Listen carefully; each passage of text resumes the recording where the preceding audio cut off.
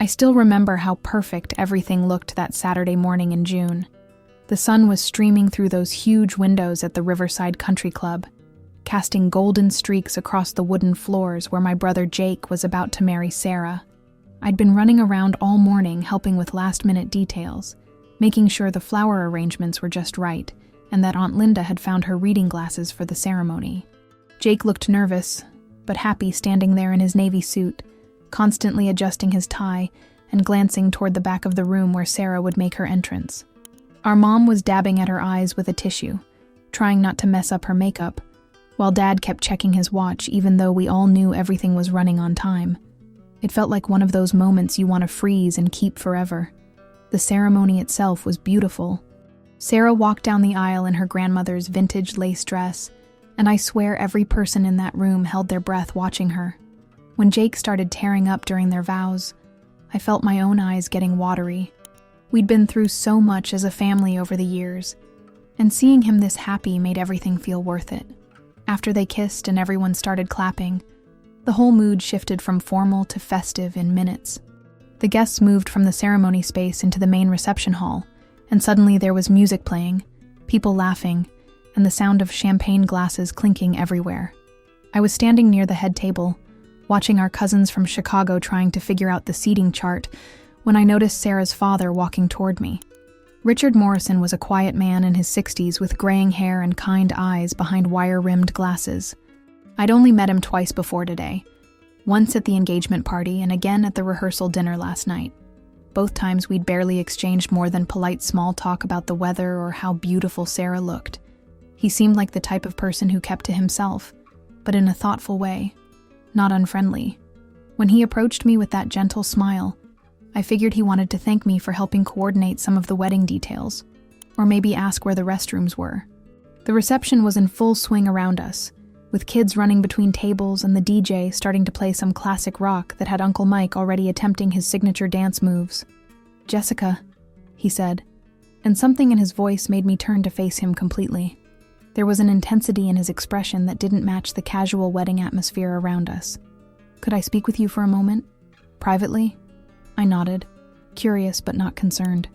Maybe there was an issue with the catering, or he needed help finding something.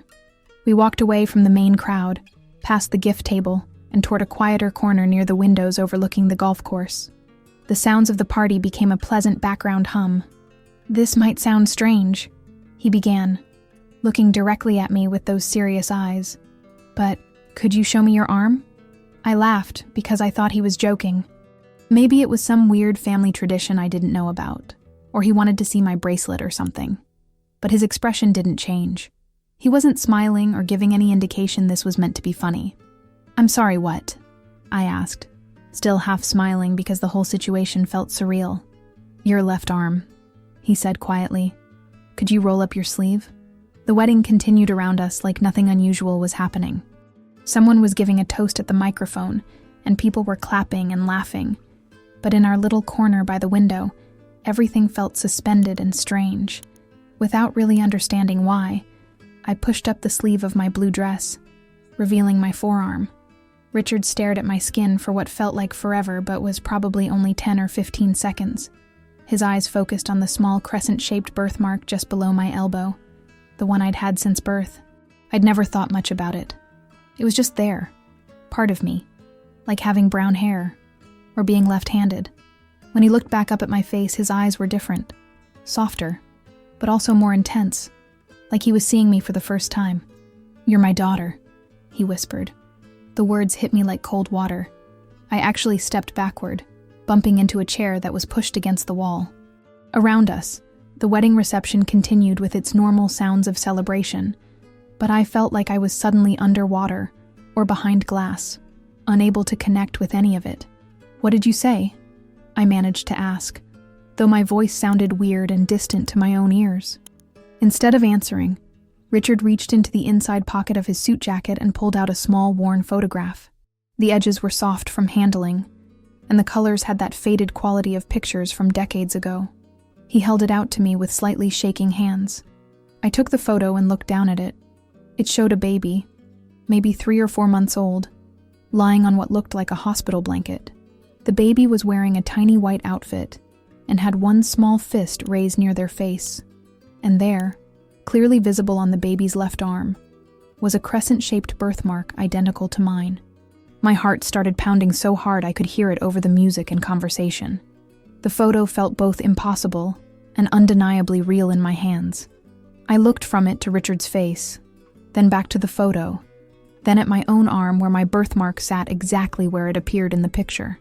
"I don't understand," I said. But even as the words came out, part of me was starting to understand, and that understanding was terrifying. I stumbled away from Richard, clutching the photograph so tightly I was probably leaving fingerprints on it. My legs felt unsteady, like I was walking on a boat instead of solid ground. The wedding reception was still happening all around me, people dancing and eating cake and having normal conversations, but I felt completely disconnected from all of it. This had to be some kind of mistake. People don't just walk up to you at weddings and tell you you're their daughter. That's not how life works. I had parents, real parents, who raised me and loved me and took me to soccer practice and helped me with homework. I had baby pictures and childhood memories and family stories that went back years, but I couldn't stop staring at the photograph. The baby in the picture looked exactly like the baby photos my mom had shown me 1,000 times, except for one crucial difference. In all my baby pictures at home, I was wearing different clothes, lying in different places, surrounded by different things. This photo was taken somewhere else entirely, by someone else entirely. I needed to find my parents right away. I pushed through the crowd, past couples slow dancing and groups of relatives catching up over drinks. My cousin Amy tried to stop me to ask about something, but I just mumbled an excuse and kept moving. I spotted my parents near the dessert table, talking to some family friends from our old neighborhood in Connecticut. Mom was wearing her navy dress with the little flowers on it, the one she'd bought specifically for this wedding after trying on about 15 different options. Dad had his arm around her waist, and they were both laughing at something Mr. Peterson was saying. They looked so normal, so relaxed and happy. For a second, I almost convinced myself to turn around and pretend this whole thing had never happened. Instead, I walked straight up to them, probably looking as panicked as I felt. "Mom, Dad," I said, interrupting whatever story Mr. Peterson was telling. "I need to talk to you, now, privately." The change in their expressions was immediate. Mom's smile faded completely, and Dad's arm dropped from around her waist. They could tell something was seriously wrong just from looking at my face.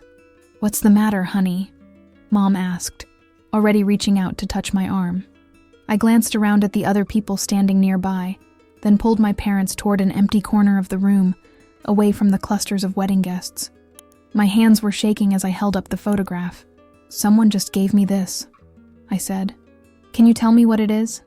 Mom took the photo first, holding it close to her face to see it better in the dim lighting. Dad leaned over her shoulder to look. For a moment, neither of them said anything. I watched their faces carefully, looking for confusion or surprise, or any sign that they were seeing this image for the first time. What I saw instead was recognition and fear. Mom's face went completely pale. Her hand holding the photograph started trembling slightly, and she passed it to Dad without saying a word. Dad stared at it for several long seconds, his jaw tight and his eyes unreadable. "Where did you get this?"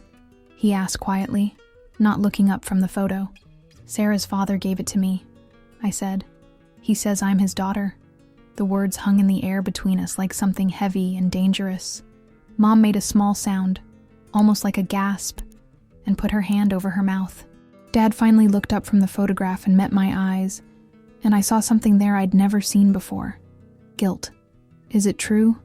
I asked, though part of me already knew the answer from their reactions. Neither of them responded right away.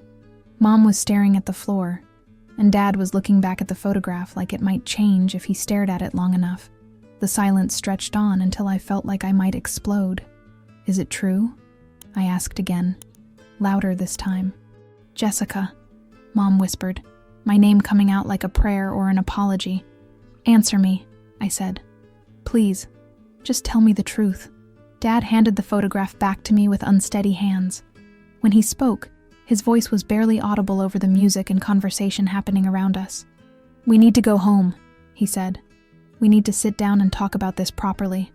That wasn't an answer, but it was confirmation enough. If this was all some crazy misunderstanding, they would have said so immediately. They would have been as confused and shocked as I was. Instead, they looked like people who had been caught in a lie they'd been telling for 25 years. I felt something cold and hollow opening up in my chest, like a door I'd never known existed was suddenly swinging wide open. Every family photo on our mantle at home, every birthday party and Christmas morning and ordinary Tuesday night dinner, suddenly felt different. Not fake exactly, but incomplete. Like I'd been living in a house where someone had painted over all the windows so I couldn't see outside. "Did you know?" I asked Mom directly. "This whole time, did you know?" She looked up at me with tears in her eyes and nodded once, very slightly. The wedding reception continued around us, completely oblivious to the fact that my entire understanding of who I was had just collapsed. Somewhere across the room, Jake and Sarah were probably cutting the cake or posing for more photos. People were laughing and dancing and having the time of their lives. And I was standing there holding a photograph of myself as a baby, taken by people I'd never met, in a place I'd never been, while my parents looked at me with expressions I'd never seen before, but somehow recognized as the faces of people who'd been keeping a secret too big to carry. "We should go," Dad said again, glancing around nervously like he was worried someone might overhear us. I nodded because I didn't trust myself to speak. We found Jake and Sarah to make brief excuses about not feeling well, then walked out to the parking lot in complete silence. Mom sat in the passenger seat staring out the window, and Dad drove with both hands gripped tight on the steering wheel. I sat in the back seat looking at the photograph and trying to figure out how everything I thought I knew about my life could be wrong. The ride home felt like it took hours, even though the country club was only 15 minutes from our house. Nobody spoke the entire way. I kept looking at the photograph, then at the back of my parents' heads, then out the window at the familiar streets of our neighborhood. Everything looked exactly the same as it had this morning, but somehow completely different. When we pulled into our driveway, I noticed things I'd never really paid attention to before. The way our house sat back from the street behind those big oak trees, how private and quiet our yard was, hidden from the neighbors on both sides. It occurred to me for the first time that if someone wanted to keep secrets, this would be a good place to do it. Inside, we went straight to the living room. The same living room where I'd opened Christmas presents and done homework and watched movies with Jake growing up. Mom sat down heavily on the couch, and Dad remained standing by the fireplace, running his hands through his hair. I chose the chair across from them, still holding the photograph. "Start talking," I said, surprised by how steady my voice sounded. Mom looked at Dad, and some kind of silent communication passed between them. Finally, Mom took a deep breath and began speaking in a voice so quiet, I had to lean forward to hear her. 25 years ago, your father and I lost a baby," she said. "A little girl. She was born premature and only lived for 3 days. I'd never heard this story before. In all our family conversations, all the times I'd asked about why there was such a big age gap between me and Jake, nobody had ever mentioned a baby who died. We were devastated," Mom continued. "I couldn't get out of bed for weeks. Your father took time off work, and we didn't know how to keep going. The house felt so empty and quiet. Dad was staring at the floor, his hands clenched into fists at his sides. About 2 months later," Mom said, "we got a call from someone at Hartford Hospital, a social worker. She said there was a baby who needed a family immediately, a little girl, about 4 months old, who had been abandoned." The word hung in the air between us. Abandoned, like I was something someone had thrown away. "She said it was an unusual situation," Mom went on, "that there couldn't be a lot of paperwork or official processes. It needed to happen quickly and quietly. When we went to see you, you were so tiny and perfect, and you had this little birthmark on your arm that looked like a crescent moon. I touched my birthmark automatically, the same gesture I'd been making my whole life without thinking about it. We fell in love with you instantly," Mom said, tears starting to flow down her cheeks. "We brought you home the next day. We told everyone you were ours, that we'd had you naturally. It was 1999, and we'd been so private about losing the other baby that most people didn't even know. It was easy to just let people assume." What about birth certificates? I asked. Social security numbers? Doctor visits? Dad finally spoke up. The social worker handled all of that. She had connections, ways to make things official without too many questions. We never asked for details. We were just so grateful to have you. I felt like I was hearing about someone else's life. The idea that I'd been living under false documents my entire existence was almost too much to process. Did you ever try to find out where I really came from? I asked. Mom and Dad exchanged another look. We were told it was better not to ask questions, Dad said. That it could complicate things for everyone involved. We were so afraid of losing you that we decided not to dig deeper. For 25 years? I asked. You never wondered? Never tried to find out who my real parents were? We are your real parents, Mom said firmly, looking directly at me for the first time since we'd sat down. We raised you. We loved you. We were there for every scraped knee and school play and graduation. Biology doesn't make someone a parent. I understood what she was saying, and part of me appreciated it. But another part of me felt angry and confused and betrayed. But you lied to me, I said. My entire life. You lied to me about who I am. We were protecting you, Dad said, and protecting ourselves. We were terrified that someone would come and take you away from us. Like Richard Morrison? I asked. The name made both of them flinch. We don't know anything about him, Mom said quickly. We don't know if what he's saying is true, but I could tell from their faces that they suspected it was true. They'd known this day might come eventually, and they'd been dreading it for 25 years. I looked around the living room at all the family photos on the walls and shelves. Pictures of me as a baby, as a toddler, growing up through the years. In all of them, I looked happy and loved and completely unaware that my entire identity was built on lies and half-truths. What was my real name? I asked. We don't know, Dad said. The social worker said you didn't have one yet. She said your birth parents hadn't given you a name before they gave you up. Something about that didn't sound right. The way Richard had looked at me, the way he'd recognized my birthmark immediately, suggested he knew exactly who I was. Parents who abandon babies don't usually carry around photographs of them for 25 years. I need some time to think, I said, standing up from the chair. I need to process all of this. Jessica, Mom said, reaching out toward me. Please don't hate us. Everything we did because we love you. I looked at her tear-stained face and felt my heart breaking for all of us. I didn't hate them, but I didn't know how to forgive them either. At least not yet. I know, I said. But love doesn't make lying okay, and it doesn't make this hurt any less.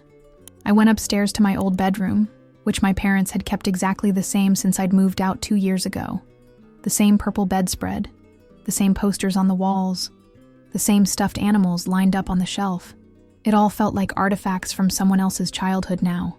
I sat on my bed holding the photograph and tried to imagine the person I might have been if Richard Morrison had never lost me in the first place. What would my name have been? What would my life have looked like? Would I have had different interests, different friends, different dreams? And underneath all those questions was a bigger, scarier one. If everything I'd believed about my origins was a lie, what else about my life might not be true? 2 days after the wedding, Richard Morrison called me. I'd been expecting it somehow, even though we hadn't exchanged phone numbers. He must have gotten it from Sarah or Jake. When I saw an unfamiliar number on my phone, I knew it was him before I even answered.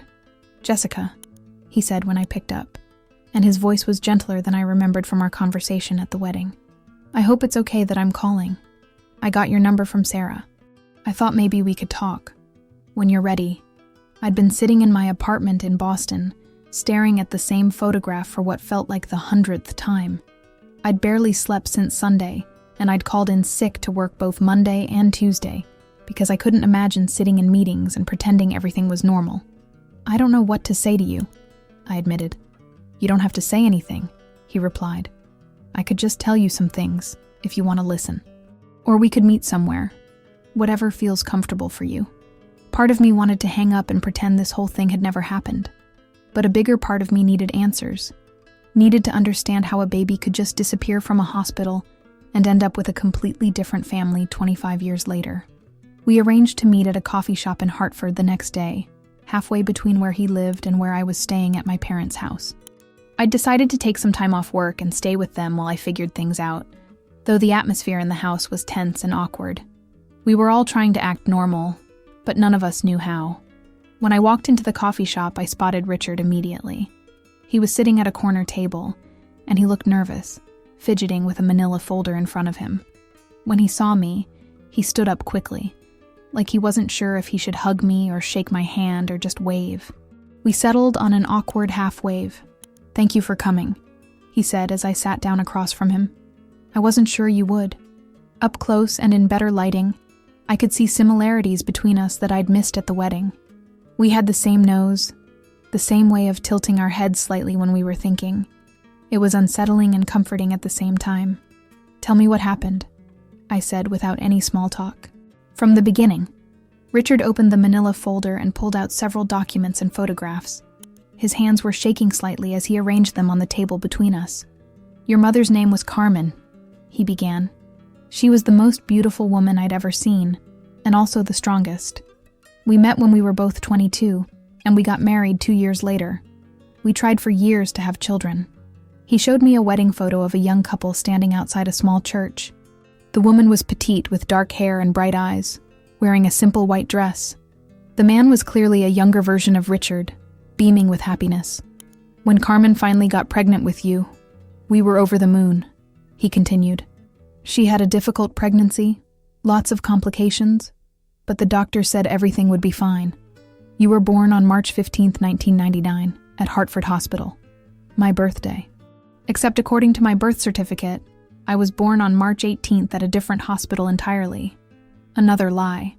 Carmen had to have an emergency C-section," Richard said, his voice getting quieter. "There were complications with the anesthesia, and she started bleeding internally. I was in the waiting room when the doctors came out and told me they needed to operate on her immediately to save her life." He paused to take a sip of his coffee, and I could see the pain in his eyes, even after all these years.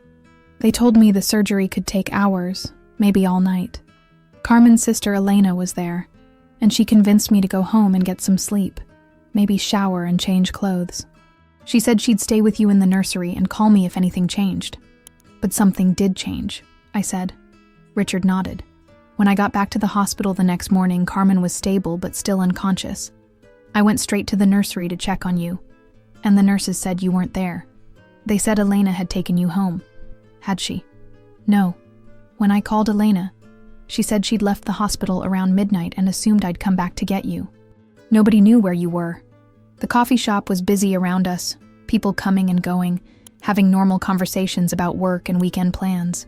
But at our table, everything felt suspended and surreal. The hospital went into crisis mode," Richard continued. "They called the police, started an investigation, but it was chaos. Different nurses giving different stories, paperwork that didn't match up, security cameras that mysteriously weren't working that night." He pulled out a police report, yellowed with age, and slid it across the table to me. I could see my name at the top. "Baby Girl Morrison, DOB 03-15-1999. "They investigated for months," Richard said. "The police, private investigators, even the FBI got involved because they thought it might be a kidnapping ring. But there were no ransom demands, no leads, nothing. You just vanished." "What about Carmen?" I asked. Richard's expression grew even sadder. "She never recovered, not really. Physically, yes, but emotionally. Losing you broke something in her that couldn't be fixed. She spent years convinced you were out there somewhere, that someone was raising you and you were okay. She refused to have a funeral or memorial service because she said you weren't dead." He showed me more photos. Carmen in a hospital bed holding a blanket where a baby should have been. Carmen at what looked like a police station talking to detectives. Carmen standing in our old nursery that had been turned into a shrine with teddy bears and flowers. "She died 8 years ago," Richard said quietly. "Cancer. But even at the end, she was still talking about finding you. She made me promise I'd never stop looking." I felt tears starting to form in my eyes. This woman I'd never met had spent 17 years mourning me, never knowing I was just a few towns away living a completely different life. How did you know it was me at the wedding? I asked. Richard smiled for the first time since we'd sat down. The birthmark, obviously. But also you look exactly like Carmen did when she was your age. The same expressions, the same way of moving your hands when you talk. I've been carrying that photo of you for 25 years, and I've imagined what you might look like as an adult. When I saw you at the wedding, it was like seeing a ghost. Why didn't you say something sooner? Why wait until now? I tried to find you, he said. After Carmen died, I hired new investigators, searched online, even had DNA tests run on any Jane Does that matched your description. But whoever took you did a good job of covering their tracks. Your new identity was seamless. He pulled out one more document, a birth certificate with my name on it, but different dates and different parents listed. This is obviously fake, he said. But it's a very good fake. Professional quality. Whoever arranged your adoption had serious connections. I stared at the forged birth certificate, trying to process the idea that my entire legal existence was built on fraudulent documents. Do you think my parents knew? I asked. That I was stolen instead of abandoned? Richard was quiet for a long moment. I don't know, he said finally.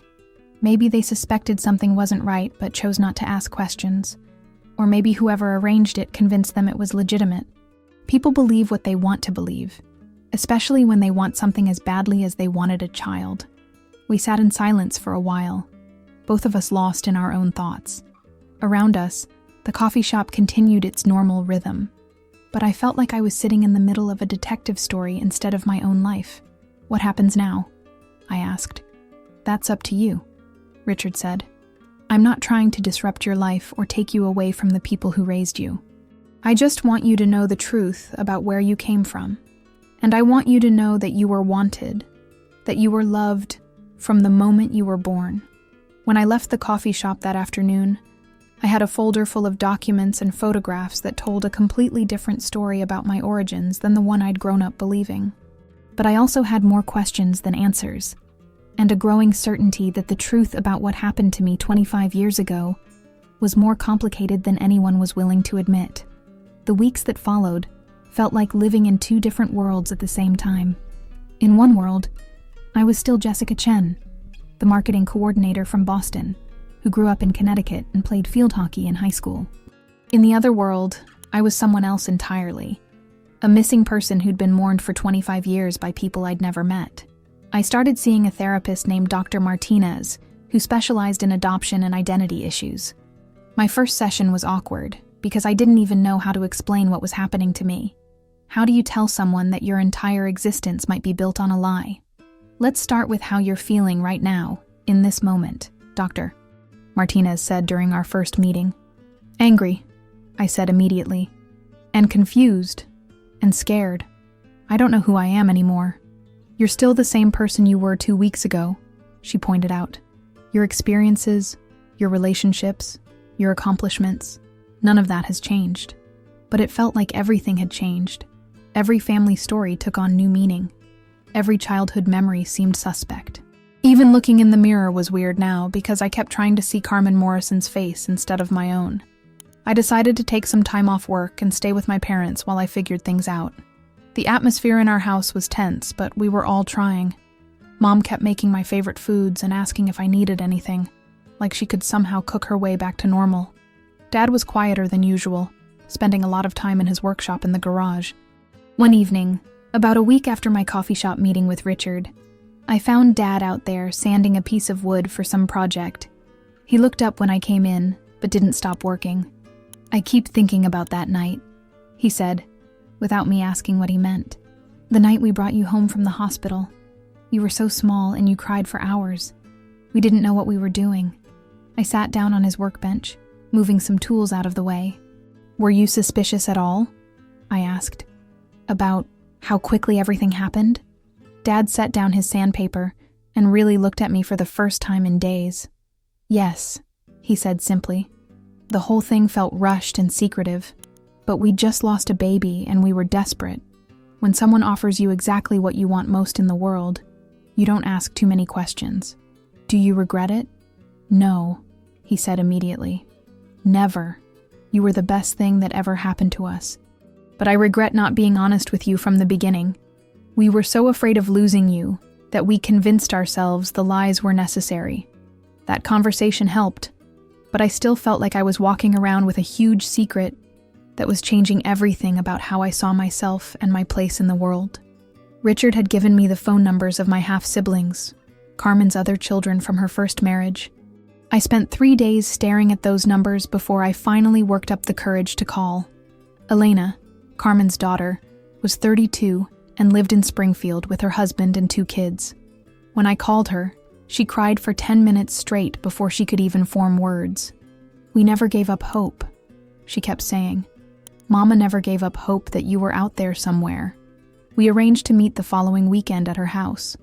The drive there felt surreal, like I was going to visit relatives in some parallel universe version of my life. Elena's house was small but warm, with kids' toys scattered around and family photos covering every surface. When she opened the front door, I saw Carmen's face immediately. Elena had the same dark eyes and high cheekbones, the same way of standing with one hip slightly raised. "Oh my God," she whispered, reaching out to touch my face like she was making sure I was real. "You look exactly like her." Inside, I met her husband Miguel and their 2 children, plus Carmen's son David, who'd driven down from Boston.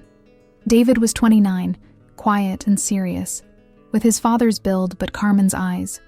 They showed me photo albums I'd never seen, told me stories about a woman who'd spent nearly 2 decades searching for me. Carmen had never remarried after her first husband died when Elena and David were young. She'd devoted her life to her children and to finding me. She had a room in her house that she kept exactly like a nursery. Elena explained, showing me pictures on her phone. "She bought you presents every Christmas and birthday. We tried to get her to stop, but she said you were going to come home someday and she wanted everything to be ready." The room in the photos looked frozen in time, with a crib and changing table and stuffed animals arranged like someone was expecting a baby to arrive any minute. It was both touching and heartbreaking. "She used to have dreams about you," David added. "She'd wake up and tell us she'd seen you in a playground somewhere, or at a school play, always just out of reach." I learned that Carmen had worked as a nurse at a clinic in Hartford, that she made the best tamales in the neighborhood, that she sang lullabies in Spanish and English. She'd been saving money for my college education right up until she died, even though she had no idea if I was even alive. "Do you remember anything?" Elena asked. "Any early memories that might be from before?" I'd been wondering the same thing. I tried to think back to my earliest memories, but they were all clearly from after age 2 or 3. There was nothing from when I would have been a baby with Carmen and Richard. "I don't think so," I said. "But maybe that's normal. Most people don't remember being that young."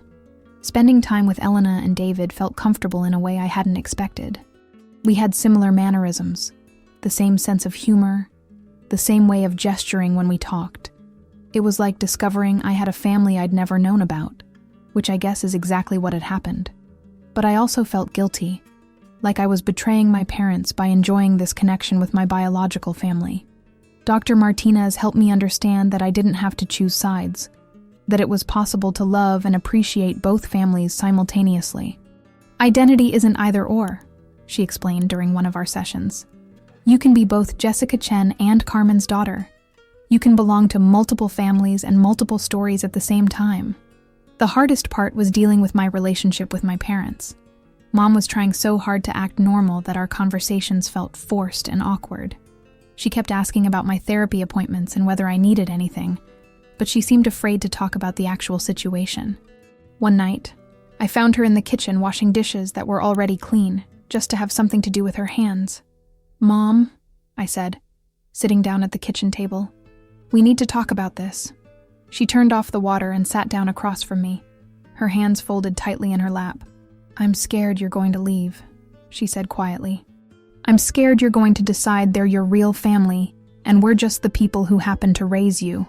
"That's not how it works," I said. "You are my real family.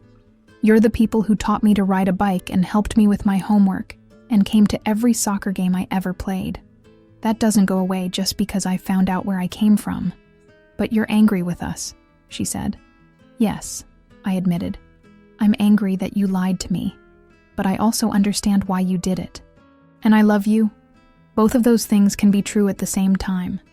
We both cried then. The first real conversation we'd had since the wedding. It didn't fix everything, but it was a start. By the end of that month, I'd started to find a routine that worked for me. I was seeing Dr. Martinez twice a week, spending time with Elena and David on weekends, and slowly repairing my relationship with my parents. I even went back to work, though I told my boss I might need some flexibility while I dealt with a family situation. The anger was still there, but it was starting to transform into something else. Not acceptance exactly, but a kind of determination to figure out how to build a life that included all the different pieces of who I was. A year later, I found myself back at the Riverside Country Club, but this time for a very different kind of celebration. Richard had suggested we have a reunion of sorts, a chance for both of my families to meet properly and for me to introduce everyone to the life I was building that included all of them. The planning had been complicated and delicate. My parents were nervous about meeting Richard and my half-siblings, worried about how they'd be received by the people whose daughter they'd unknowingly been raising. Elena and David were curious but cautious about the family who'd had me all these years while Carmen mourned, and I was caught in the middle, trying to navigate everyone's emotions while still figuring out my own. Dr. Martinez had helped me work through the logistics and the psychology of bringing everyone together. Think of it as a celebration of resilience, she'd suggested. Everyone in this situation survived something difficult, and now you all have a chance to create something new together. The day was warm and bright, just like it had been for Jake's wedding.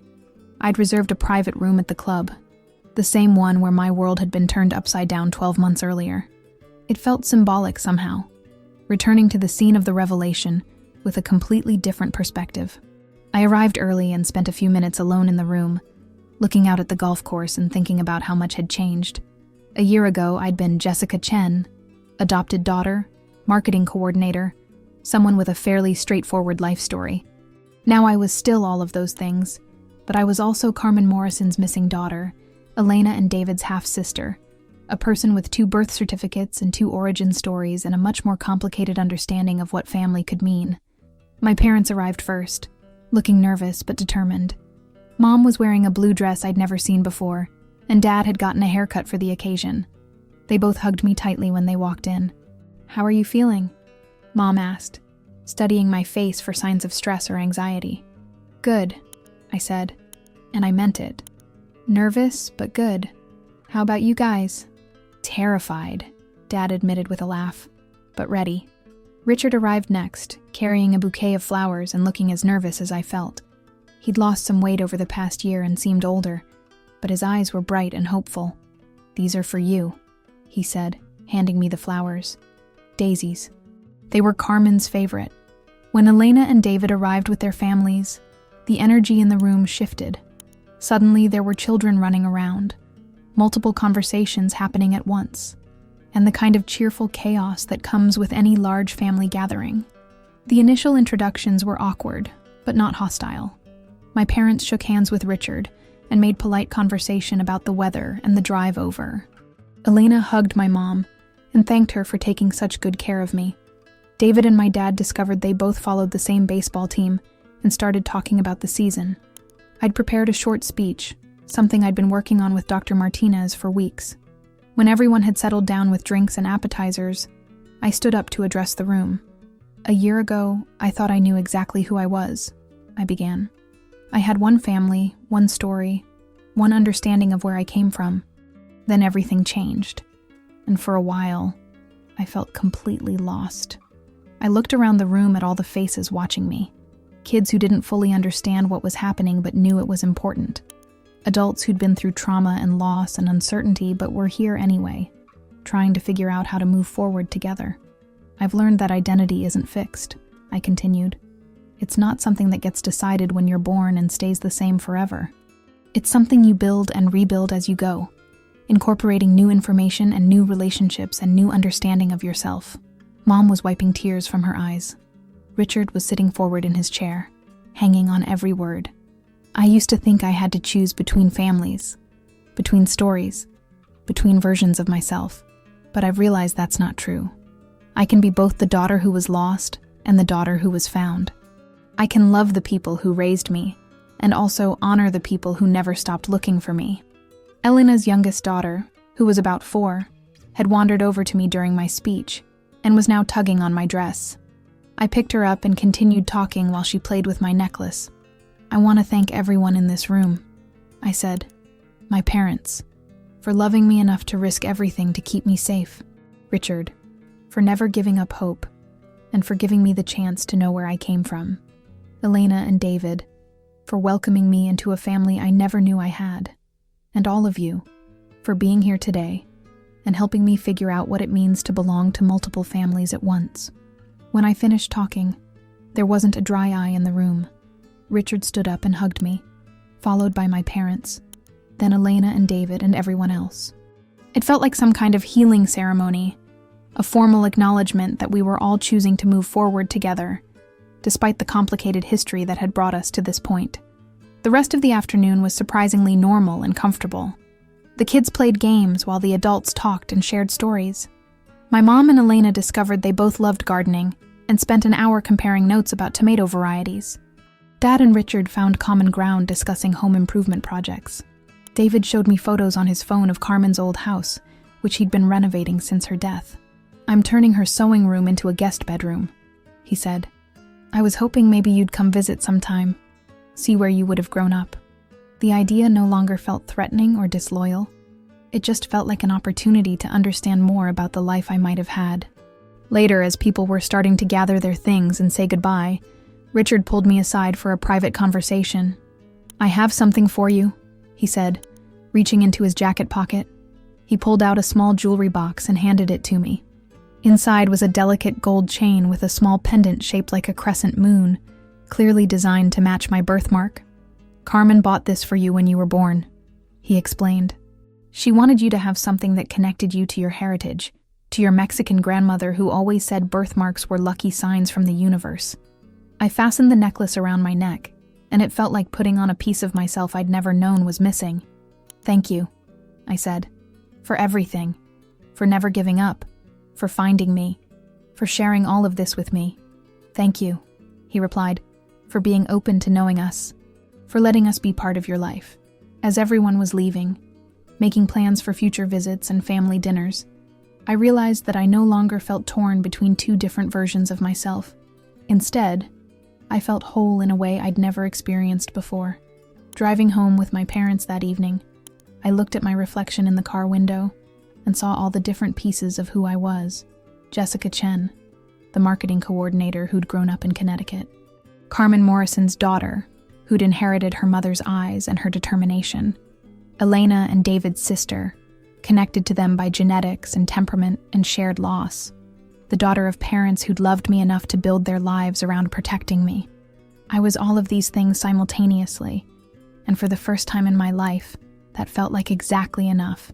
That night, I took out the worn photograph that had started everything a year earlier.